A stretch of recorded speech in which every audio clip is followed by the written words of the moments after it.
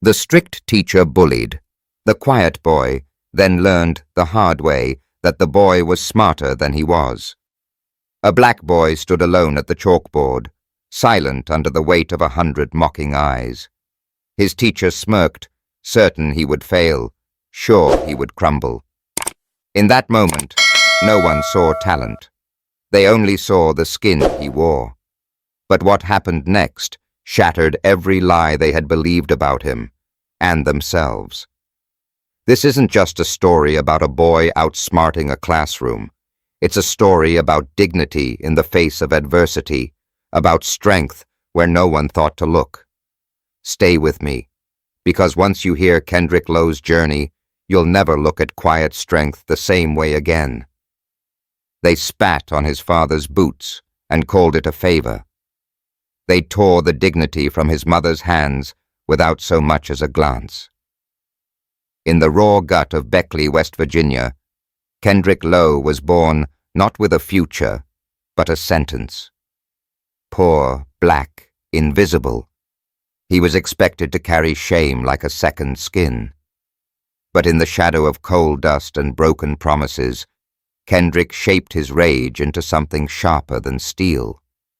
At night, under a collapsed mine roof, where only the brave dared wander, he studied by a dying flashlight, feeding dreams the world said he had no right to hold. Every insult carved him deeper, every humiliation stoked his fire. They thought they were crushing him, teaching him to bow lower. They were wrong. They were forging a man the earth itself could not bury. This is no story of pity. This is the uprising of Kendrick Lowe. Stay, because the first battle was only beginning. In Beckley, West Virginia, the earth itself seemed tired. It sagged under the weight of broken promises and generations of men who had clawed their living from the mines, only to be left with empty hands and hollow lungs. In a sagging house at the edge of a dirt road, Kendrick Lowe was born, not into a life, but into a verdict. His father rose before the sun each day, lacing up boots still stained with yesterday's dust, heading back into the mine shafts that swallowed hope like a grave. His mother scrubbed other people's floors until her hands cracked open, serving families who barely remembered her name. In the quiet rooms where Kendrick grew up, dignity was a battle fought in silence, and dreams had to be smuggled like contraband. They told him, in 1,000 ways both loud and quiet, that he would never be more than what he was, a shadow at the edge of someone else's light. But even then, even in the stillness of those heavy nights, Kendrick sensed something stirring inside him, a stubborn ember that no amount of dust could smother. In a world that measured worth by skin and wallet, he learned early that his fight would not be for riches or applause, but for the simple, radical right to be seen. Before he ever held a textbook, Kendrick understood the laws of survival. Endure, remember, rise. They thought they had written his story for him. What they didn't know was that Kendrick Lowe was learning to write his own. Kendrick's earliest memory of injustice was not a lesson taught in words, but in the heavy silence of a man who refused to break. He was 8 years old, standing at the mouth of the Raven Rock mine when it happened. The morning fog hung low, curling around the men like smoke from an invisible fire. Kendrick clutched his father's rough hand, feeling the calluses scrape against his small fingers. Then he saw it. The foreman striding up, red-faced and sneering, as if the very presence of Kendrick's father was an offense. Without hesitation, the man yanked the helmet from his father's head and hurled it into the dirt, the clatter echoing across the cold stone walls. "You ought to be thankful we even let you dig down there," he spat, loud enough for every man and boy to hear. Kendrick's chest tightened. He waited for his father to fight back, to demand his worth. But his father only bent down, retrieved the helmet with steady hands, and placed it back on his head as if it were a crown, not a shackle. No words, no anger, just a quiet, unbreakable dignity that screamed louder than fists ever could. In that moment, something splintered, and something grew inside Kendrick. He realized that survival in their world wasn't about shouting louder. It was about standing taller in silence, about holding your own hands and refusing to let them fall. Long before Kendrick ever solved an equation or stood at a lectern, he learned the most brutal math of all. One man's pride subtracted from another's hatred still left the world in balance, so long as you refused to stoop. That morning, Kendrick didn't just watch his father pick up a helmet. He watched him pick up an inheritance, and Kendrick would carry it farther than either of them could have dreamed. Kendrick had always thought homes like the Worthington estate smelled strange, too clean, too cold, like places where people lived without needing to remember where they came from. His mother worked there, hands raw from scrubbing, smile stitched carefully in place. He waited outside most afternoons, counting the cracks in the stone walkway, never daring to cross the threshold unless invited. The accusation came swiftly, brutal as a slap. A missing bracelet, a missing trust that had never really been there. Kendrick's mother emerged from the heavy oak door with her apron folded neatly in her hands. She didn't cry. She didn't argue. She simply said, "Thank you for the opportunity." Her voice steady, her dignity intact even as suspicion trailed her like a shadow. Kendrick burned with a helpless fury he couldn't yet name. He wanted to shout, to fight, to demand the justice that silence stole from them. But walking home that day, he learned a harder truth. In a world eager to find you guilty by the color of your hands, surviving with grace was its kind of rebellion. Years later, standing before his students, Kendrick never once mentioned that day aloud. But he wove its lesson into every equation, every challenge he set before them. Because in Kendrick's classroom, X became every unanswered question life threw at them. And every answer they had the power to fight for. Have you ever witnessed someone you care about being wrongly accused? What would you do? Or what do you wish you would do? The world Kendrick knew was loud with judgment and heavy with ceilings he was never meant to break. After the day outside the Worthington house, something inside him hardened, not into bitterness, but into resolve. He would not scream to be heard. He would not beg to be seen. Instead, he would build his voice like a river cuts stone, steady, patient, unstoppable. At home, there was no room for big dreams. There were bills to pay, boots to repair, and meals to stretch thin. Dreams had to be small, practical, hidden like precious seeds in a harsh land. But Kendrick nurtured his in secret. Under the fractured roof of an abandoned mining outpost, by the weak beam of a salvaged flashlight, he carved out a sanctuary of learning. Each evening, after chores and silence, he slipped away with battered textbooks salvaged from library discard piles. Algebra, geometry, trigonometry, words that most kids in Beckley barely recognized, Kendrick made his companions. The crumbling walls around him bore the scars of men broken by labor, yet within them, Kendrick built something whole. He studied because no one expected him to. He endured because few believed he should. Every equation he mastered was a rebellion. Every theorem he unlocked was a small, stubborn act of faith that he was more than the limits stitched into his birthright. Kendrick wasn't chasing escape. He was chasing transformation. Not to leave Beckley behind, but to become the kind of man who could return, not in defeat, but in defiance, and change its story forever. The abandoned shaft lay beyond the old railroad tracks, a skeleton of what Beckley used to be. Most folks said it was cursed, a place best left to rot. But to Kendrick, it was sacred ground, the only place where he could dream without fear of being seen. The roof sagged dangerously in places, and the floor was littered with broken beams and rusted iron. Yet within that ruin, Kendrick found freedom. Under a roof stitched together by stubborn beams and stubborn hope, he made his sanctuary. Every night after supper, he slipped away, clutching battered textbooks and a flashlight whose beam flickered like a heartbeat. The cold bit through his thin jacket. Rats sometimes scurried in the corners, but none of it mattered. Here, in the forgotten belly of the earth, Kendrick stitched knowledge into himself, one theorem, one formula at a time.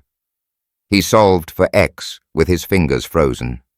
He mapped the stars of geometry by flashlight, dimmer than any sky.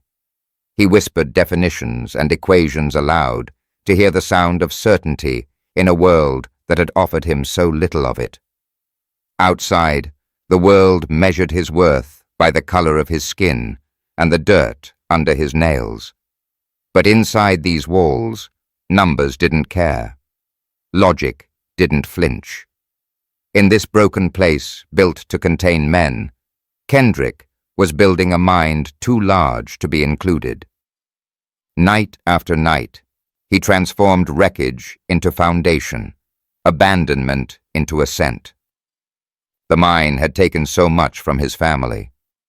Now Kendrick was taking something back, the power to rise. Mr. Doyle believed the world owed children nothing but discipline and a hard backhand of reality. In his classroom, weakness was a crime and silence a provocation. And Kendrick Lowe, sitting in the back row, quiet, steady, unwilling to beg for approval, was too tempting a target to ignore. On a grey Thursday morning, with rain slamming the windows and patience running thin, Doyle snapped. He paced the front of the room like a general surveying an army of disappointments, a smirk curling at his lips. "Since some of you think you're too good for my lessons," he barked, voice slicing through the air, "why don't we have a little demonstration? Low, front and center." The class stirred, a low ripple of excitement and dread coursing through them. Kendrick rose, slow and deliberate, the way mountains rise under endless pressure. He walked the 15 feet to the board, feeling every eye dig into his back like nails. Doyle chalked a nightmare equation across the blackboard, a twisted lattice of variables and exponents designed to humiliate. "Solve it," he said, loud enough for the hallway to hear. Kendrick stared at the board. For a heartbeat, the room leaned in, hungering for his failure. But Kendrick knew failure intimately, and he knew how to make it bleed. He picked up the chalk, hands steady. Piece by piece, he dismantled Doyle's trap, moving with a quiet confidence that unnerved the snickering class into silence. Numbers aligned, formulas unfurled. Every stroke of chalk was a declaration. "I am not who you think I am." When Kendrick finished, the answer stood bright and irrefutable. Doyle's smirk faltered. The class sat stunned, robbed of their spectacle. In that moment, Kendrick didn't just solve a problem. He rewrote the rules of the Rue. Forever. The chalk trembled slightly in Kendrick's fingers, but not from fear, from restraint. From the careful, measured force it took to keep from shoving the whole board down the throats of those who had already decided what he was. He didn't rush. He didn't stutter. He breathed in the stale classroom air and exhaled something more substantial. Precision. Step by step, Kendrick carved through the labyrinth Doyle had built to shame him. He factored, he expanded, he simplified with the grace of someone who had solved more complex problems in colder places, under worse conditions, with no one but his own stubborn will urging him forward. As his work grew, the room shrank. The laughter died first, then the whispering. Then even the sound of Doyle's tapping foot faded into a silence so thick it seemed to press against the walls. By the time Kendrick placed the final answer beneath the long trail of chalked steps, the board was no longer a trap. It was a battlefield Kendrick had claimed without a single word raised. He turned around, face calm, eyes steady. The same classmates who had expected him to fall were now staring as if they had never seen him before. Mr. Doyle, hands tightening behind his back, scanned the board with quick, jerky movements. There were no mistakes, no opening to tear Kendrick down. Only truth, laid bare in numbers and logic that could not be shouted away. For the first time, Kendrick was not the invisible boy in the back of the room. He was the boy who had rewritten the room's expectations by mastering a language no prejudice could distort. Principal Aldridge was not a man given to noise. His voice, when he used it, rumbled like distant thunder, steady, patient, and impossible to ignore. His face was a map of hard years, a crooked nose, deep lines around the mouth, eyes sharp enough to carve truth from lies. Most students feared Aldridge. Kendrick respected him. It was Aldridge who summoned Kendrick to his office the day after the chalk dust had barely settled in Mr. Doyle's room. Kendrick walked the long, narrow hallway, heart pounding in his chest, certain that somehow, despite everything, he had crossed a line he didn't know existed. But Aldridge wasn't waiting for punishments. He was waiting with possibility. The older man gestured for Kendrick to sit without a word. He rifled through a battered desk drawer, pulled out a textbook that looked as though it had survived a war. Calculus, Early Transcendentals. He slid it across the desk with 2 fingers, slow and deliberate. "You're going to need this," Aldridge said. Not a question, not a suggestion. A statement of fact, like the rising of the sun. Kendrick stared at the book. The cover was torn, the pages yellowed, and the corners dog-eared. It was beautiful. It was terrifying. It was his future, whispered in leather and ink. Principal Aldridge didn't promise Kendrick the world. He didn't offer shortcuts or soft landings. He made it clear. Someone had seen him. In a town where too many dreamed small because no one had dared dream bigger for them, Aldridge placed the first actual stone on Kendrick's path, and nodded once, as if to say, "Now build the road yourself." The world outside Beckley hadn't been built for boys like Kendrick Lowe. It greeted him with polite skepticism and quiet dismissals, 100 ways to say without saying, "You don't belong here." But Kendrick carried the mine shaft inside him, the discipline, the patience, the unshakable knowledge that pressure didn't crush him. It carved him. He worked nights stocking shelves, scrubbing floors, and flipping burgers. He studied during lunch breaks, between bus rides, and in the dead hours of dawn when most of the city was still asleep. College wasn't a golden door that swung open at his approach. It was a fortress he scaled, brick by stubborn brick. At Vanderbilt, he blended into the background, the quiet boy in the oversized lecture halls. But his work shouted for him. Flawless proofs, elegant solutions, ideas that startled even his professors. At MIT, he stopped blending. He published papers that turned heads and theories that bridged gaps that veteran scholars had long abandoned. He wasn't a prodigy born of privilege. He was a craftsman of his future, forged in sweat and silence. When Kendrick crossed the stage to receive his doctorate in mathematics, the applause felt distant, almost unreal. Not because he doubted he belonged, but because the real victory had been won years ago, in the broken silence of a forgotten mine shaft. The diploma was only proof of what he already knew. You don't escape where you come from. You rise from it. Have you ever faced a moment when the world told you you don't belong, and you proved them wrong? The road back to Beckley felt both familiar and foreign, like a half-forgotten song humming low in Kendrick's blood. The town hadn't changed much. Houses sagging under tired roofs, stores boarded up, mines still casting their long, broken shadows. But Kendrick had changed. He didn't return to boast or to prove a point. He returned because he owed something deeper than pride. A debt to the soil that had hardened him, to the hands that had lifted him even when they had nothing left to give. On the cracked land where the abandoned mine once loomed, Kendrick built something new. Brick by stubborn brick, beam by unwavering beam, he raised a center not of extraction, but of expansion. A place where no child would be told their dreams were too heavy to carry. The Kendrick Low Learning Center didn't look like much at first.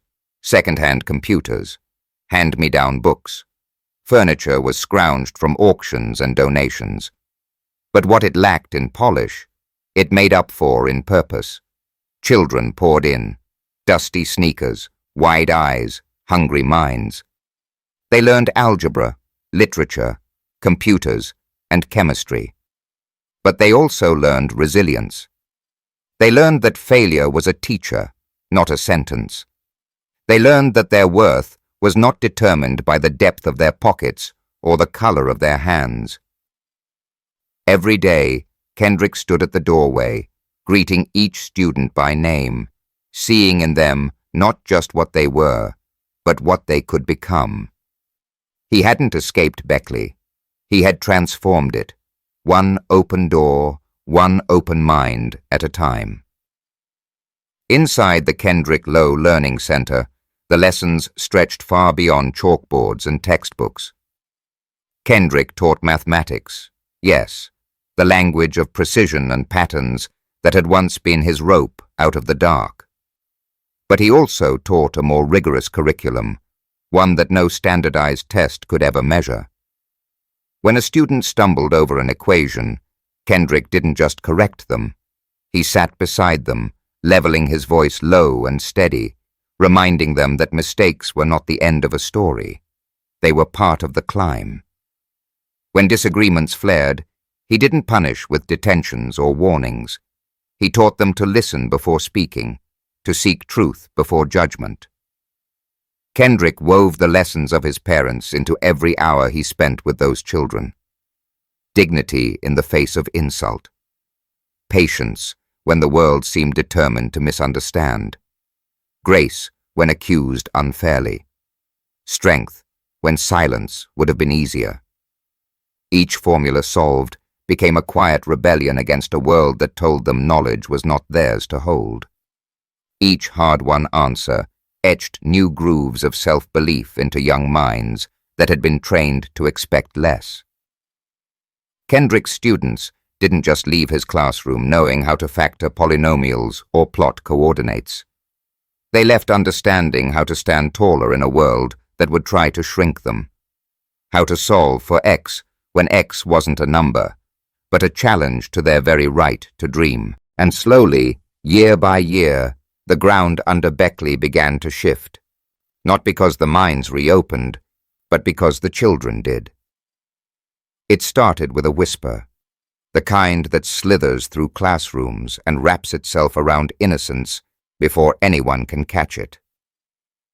Elise, one of Kendrick's brightest students, quiet, thoughtful, precise, was accused of stealing a practice exam from his desk. The news spread fast. Whispers turned into stares. Stares turned into judgment. Kendrick recognized the look in Elise's eyes when she stood before him, small and silent, absorbing blame without defense. It was a look he knew too well, the one his mother wore the day she walked away from the Worthington house. He gathered the students together, their faces a mixture of accusation and doubt. He didn't raise his voice. He didn't wield authority like a weapon. Instead, he asked a question. "What matters more," he said, his voice even, "being first to blame or being right in the end?" Then he led them, step by patient step, through the facts. The exam hadn't been stolen. It had slipped, unnoticed, behind a stack of books on the supply shelf, forgotten in the rush of the morning's chaos. Elise had taken nothing, but she had almost lost something precious: trust. Kendrick looked around the room, letting the silence stretch until it taught its lesson. In the world outside, judgment often came faster than facts, punishment faster than proof.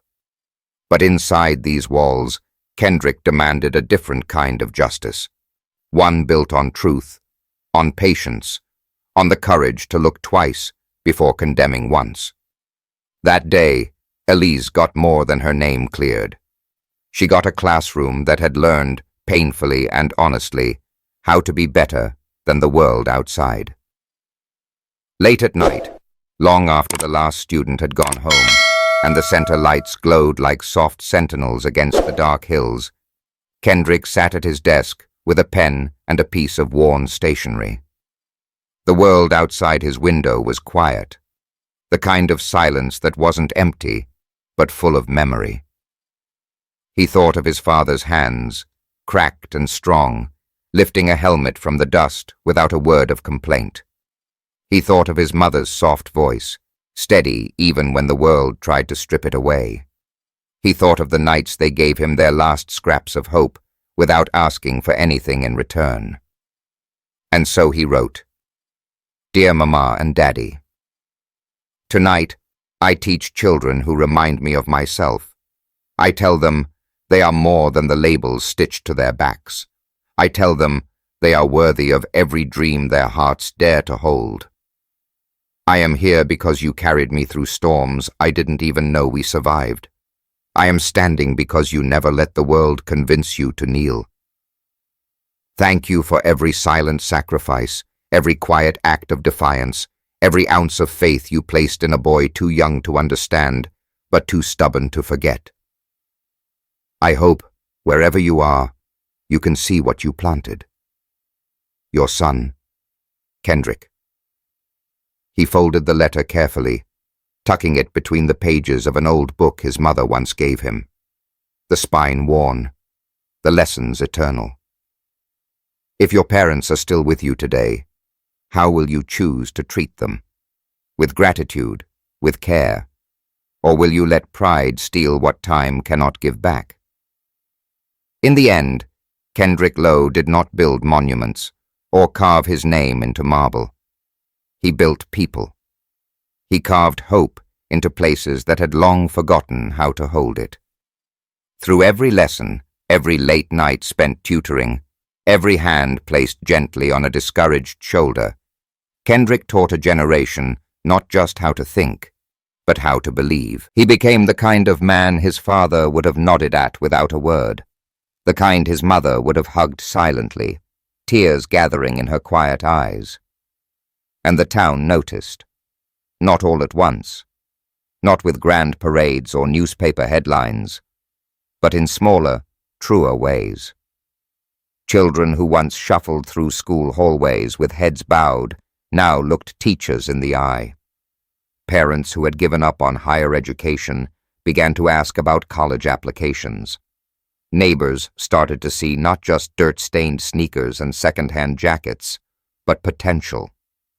Kendrick's center grew, not into a towering empire, but into a living heartbeat stitched into the fabric of Beckley itself. A place where a boy from the back of the classroom could rise, where a girl accused unfairly could be defended, where a forgotten town could remember how to hope. Kendrick never claimed to change the world, but he changed the worlds of those who walked through his doors, and sometimes that's the only revolution that matters. In every solved equation, in every mended spirit, in every stubborn, beautiful dream that refused to die, Kendrick Lowe lived on, not as a legend carved in stone, but as a quiet, unstoppable force, etched forever into the lives he touched. Kendrick Lowe's story is not just about rising above hardship, It's about choosing who you become when the world tries to tell you who you are. If you were Kendrick, would you carry your pain into bitterness or carve it into something greater? If you were Mr. Doyle, would you recognize the harm your blindness caused? And if you, listening now, found yourself standing at that crossroads, would you have the courage to be better, to see deeper? I invite you to share your heart in the comments below. Your voice matters. Your reflection may give someone else the strength to rise if this story moved you and reminded you that quiet strength can change the world.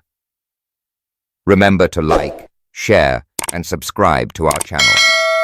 Together, we can continue to honor the silent battles, the invisible victories, and the souls who refuse to be forgotten.